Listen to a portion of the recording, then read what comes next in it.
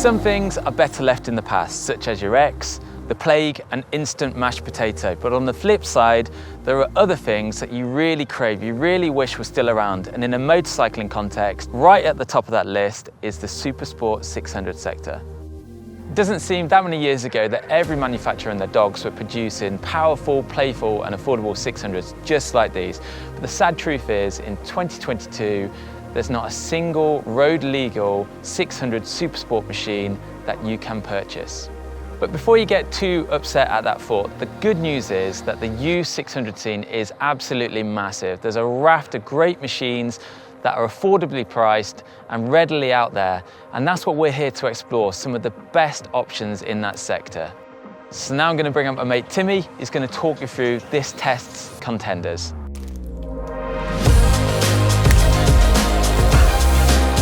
So first up, we've got Honda's CBR600 RR. Firm favourite, it's been around for many years. It's comfortable, stylish, and just a great all-rounder. So next up, we've got Yamaha's R6. It's arguably the most successful supersport bike in recent times. It's got aggressive styling, a pokey motor, and a real racy riding position. And finally, we've got Triumph's Daytona 675R. It's super lightweight, super nimble, and it comes with a torquey triple motor. So to keep things nice and fair like we always do, we've got a control tyre, and this time it's Michelin's Road 6. It's an all-new tyre. It's getting later in the year now, so it's obviously a bit colder, but thanks to these new sipes, good at dispersing the water, they warm up quick, they're bedded in quick, so they should be perfect for this test.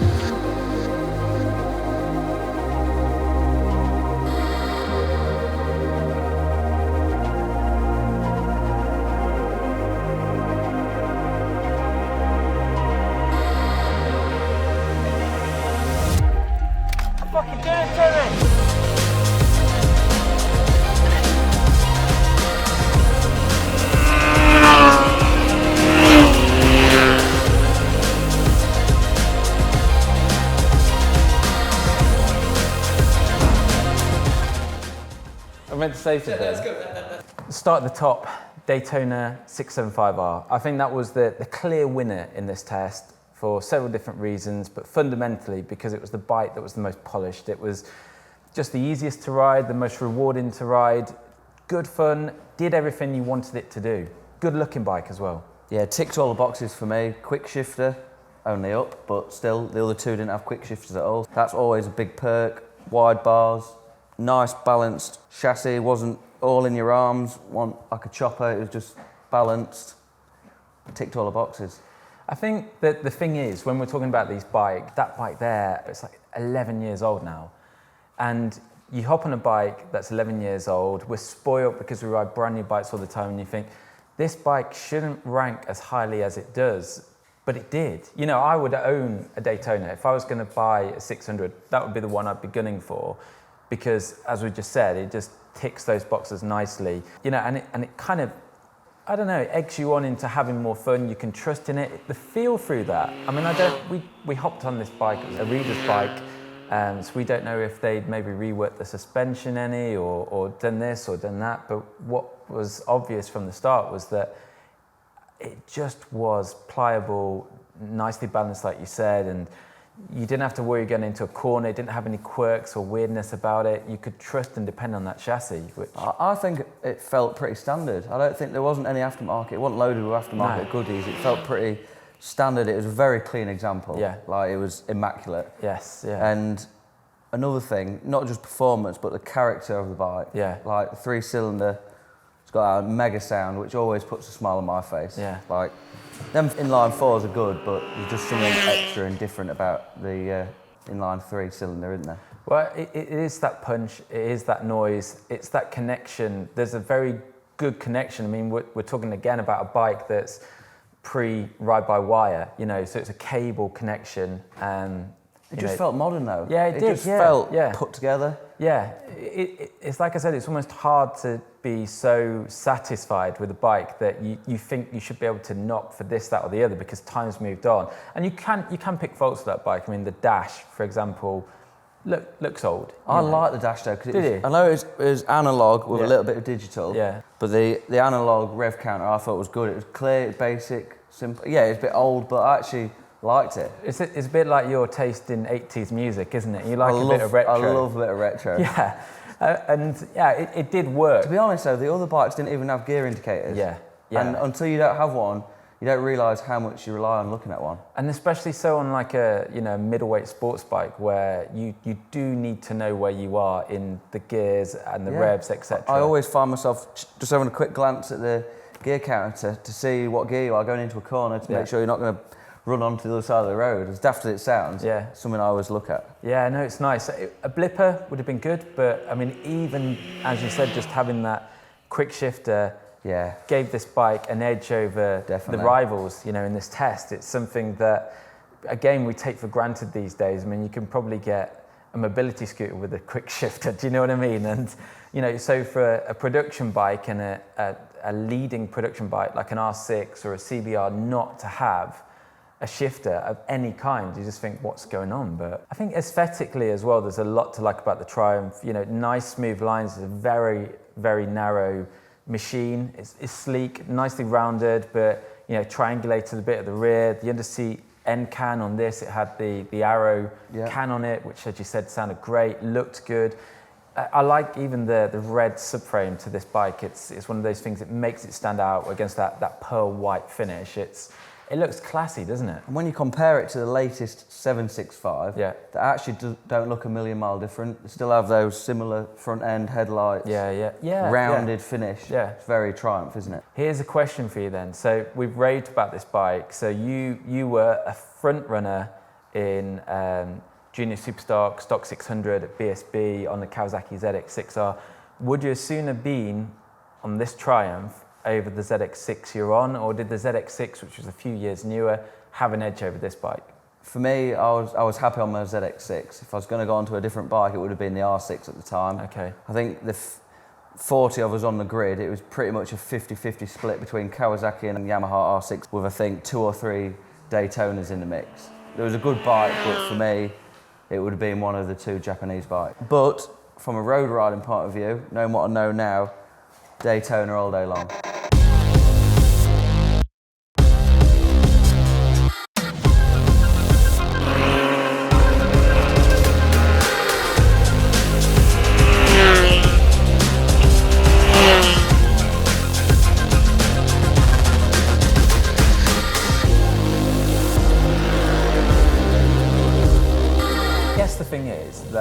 Between the other two, the R6 and the CBR, it's a bit of a flip of the coin, as to which is the better bike for you, because they're both good bikes, but they're quite different in their nature. But let's start by talking about the Honda. I mean, that was the bike that kind of burst on the scene back in 2003, and it really ignited the supersport sector. It was the most racy proposition we'd probably seen up until that point. It had the underseat exhaust, the RCV looks, it was exciting. And long story short, it was also the first bike really in the sector to kind of drop out. Obviously, comparing it to the other 2 bikes, this came in second, we thought, didn't we? Somewhere in the middle. It sort of blurs the lines between the Daytona and the R6 in terms of how it feels and how it rides, sort of in between that road and race style. But, I mean, there wasn't much standard about this bike, was it? It wasn't your average CBR. No, and the owner of this bike, he was a track enthusiast, so he actually, I think, rode this bike as much on the track as the road.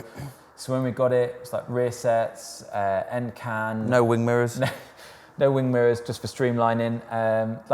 It had a few tweaks done to it. But the thing is, as well, of all these bikes, just to point it out, it's also the least powerful in stock trim, which didn't feel the case. That's the weird thing with this bike. It actually It felt more torquey at the bottom end than the R6 did, but I think that probably had a little bit to do with the aftermarket link pipe and silencer. Especially with sort of stock 600s, an exhaust is always the first sort of performance upgrade you'd look to do, because they bring the most gains I've found when I was racing them anyway. Yeah, it's helping a bike like that breathe. Just breathe, yeah. Yeah, it's never going to do any harm. Mid-range and top end, there really wasn't anything to choose between the CBR and the R6, was there? No, and I think probably again on the road, realistically, we weren't hanging around, but we weren't going mental. You can't ride these bikes on the road like you would on the track, or not for long anyway. So yeah, it was nice having that zest low down. The top end's almost a little bit irrelevant because you don't actually want to sit there with a 600 screaming its head off, from, well, maybe you do, but from point A to point B on a B road, with traffic and all the rest of it, it's just not viable. But for setting off and all the rest of it, it was nice to be able to lean on the Honda's grunt to punch. It surprised me. I'll tell you another thing that I think you picked up on at the time was the bars were actually quite a cute set. I seem to remember on this bike, and especially you hop off like the Triumph, that was nice. And good leverage, wasn't there? Yeah, you could really muscle that bike around. The Honda was broader physically, like with the bodywork and all the rest of it, but it felt like it was trying to kind of compensate for the fact it was wide in the fairing by bringing your arms back in, and that was a bit of a, I don't know, it didn't jump out as the best. If you own that bike, you'd want to be moving them open, but I guess with tabs under the yokes to keep them. Other things to say about this bike, one thing in particular, we didn't go delving into the engine and all the rest of it. As we said, this bike had a few tweaks made to it, but the engine braking on it was non-existent. Yes. It was almost as perplexing as the lack of mirrors. You're on edge because you're kind of going into bends and thinking, why is it not slowing down? Where's that pull, Go back a couple of gears into a corner, and it was just freewheeling almost. It was bizarre. Good job it had some good brakes on it. I don't think that was the standard. Well, in fact, I've ridden the CBRs before and I never had that problem. So I think that's more specific to this bike, but it did detract from the experience. It did. But I'd like to end by saying the silencer and the extra bit of torque at the bottom end over the R6 did give it some more character. Yeah. And for me, that's why I'd place it second. That and more character, just more character. Yeah, it sounded good. So I guess just to add the last little bit would be, as compact as the handlebar angle was, it wasn't a tiny bike. I don't feel like it was cramped or your weight was over the front or anything like that. The screen was all right, actually, in terms of bit dark, actually. You wouldn't want to be tucked in trying to look through that, would you? Not at night time, that's for sure. But it was, it wasn't a tiny bike. It wasn't. I think the Triumph felt taller in the seat. Yeah. But there was a good amount of protection to that bike. Again, probably back to your original point about sitting in it rather than, anything else being pitched on top of it, which leads us in nicely to the R6. So of all the three bikes we tested, the R6 was definitely your racier bike. Yeah. It's slim, very angled, pointed design, weight on the front, sort of higher in the rear, sat on top of the bike rather than in the bike. It belongs on the track, really. Yeah. I think there are advantages to that position. Like it had a good feel through the front wheel and all the rest of it. Like you're better connected because your weight's forward and way better. Yeah, you're over that front end. But again, it depends what you want. If you've got a 10-mile stretch just outside of your house that you just want to obliterate every weekend, jobs are good, and this is a prime candidate. But if you want to go 11 miles, then you might start to think, do you know what? There's no screen, no wind protection really, because that's really low. The weight's all very on low. Your wrists, and it's like, well, you've got to think about it. I got to admit, after sort of 20 minutes, my elbows were actually starting to ache. Were they? Just from being, your weight is just on your arms. Yeah. And another thing, one of the first things I noticed was the brakes. I don't know what was going on, but I thought within a few miles the brakes might come to me like scrubbing a little bit, but they just didn't. I just found them very vague. I don't know if it's just because it's an older bike, it needs some new pads or some new discs, but the brakes weren't great on it. Yeah, I mean, it's too easy to go down the kind of cliche Yamaha caliper route, but Yamaha's, even, I've got to be honest, even the latest R1, hasn't got the best feel purchased bike, and you can improve it. I mean, you're racing superbikes for Yamaha. You know better than anyone just how good those brakes are with better pads, especially with your stock 1000 actually of last year. You know how good they can be made with those calipers, but in stock trim, I kind of think they bung some pads in there that are anti-stopping. That's the only explanation. Bit wooden in the old lever, wasn't it? Yeah. The other thing with this bike, do you remember, it had a really awkward pickup.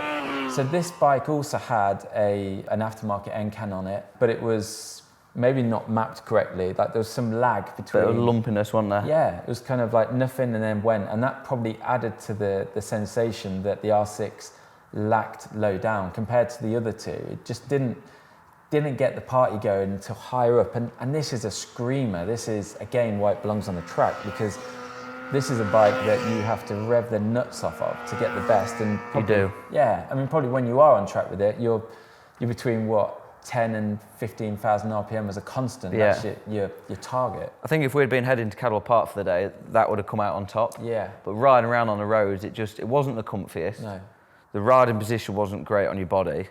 Very, like I say, very open, the air on you.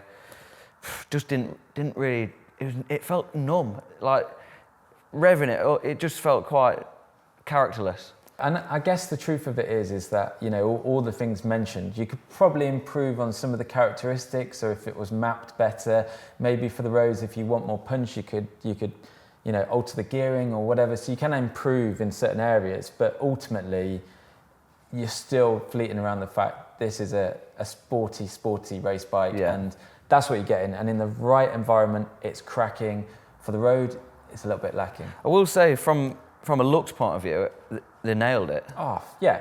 I mean, it's the most coolest looking out of the three, I think. Still looks right though, even today. It doesn't look old, does it? Well, the sad thing about all these bikes, and I guess this kind of brings us to an end of the conversation, is that they're all bloody good fun to ride. They're all great fun. They're all different. They all have their own individual characters. It's like a proper rider's bike. Yeah. You need to use your gears. Yeah. They go around corners really well. You can ride it and get the most out of it, can't you? Oh yeah. I mean, actually thinking about it, none of those had ABS. So none of them had traction control. None of them had any tech, and don't need it. Not really. In fact, I mean, if you're a decent rider, you shouldn't need it. No. Plus, if you're using traction on the road, like you flipping must be giving it some handfuls. Yeah, we were lucky. We had brilliant tyres for this. We had the Michelin Pilot Road 6s. These bad boys? Oh yeah, great product. Good fit for these bikes actually. Nice and sporty. You know when you get on some bikes with certain tyres and they're too aggressive in the turning or whatever, they alter the characteristics.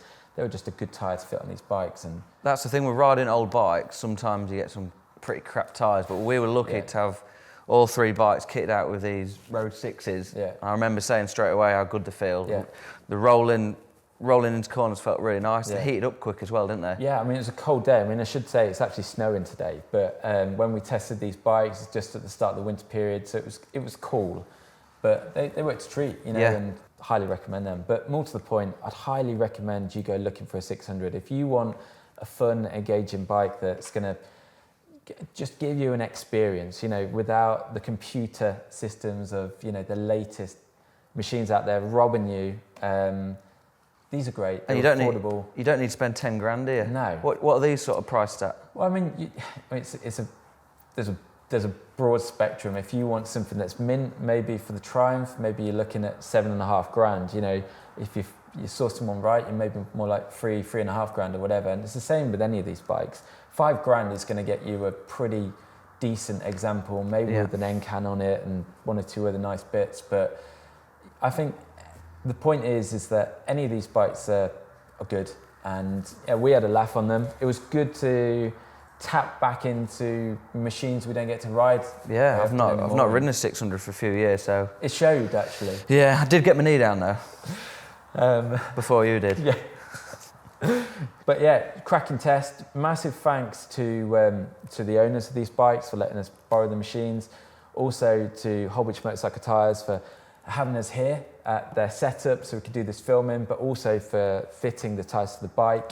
And a huge thank you to Michelin for coming up with the Pilot Road 6s. As we said, perfect fit for these. It was a great test and we look forward to doing more. So if you've got any ideas as well, if you want us to get out there and test a particular group of bike, then get in touch, leave some comments and we will do just that. Cheers for watching.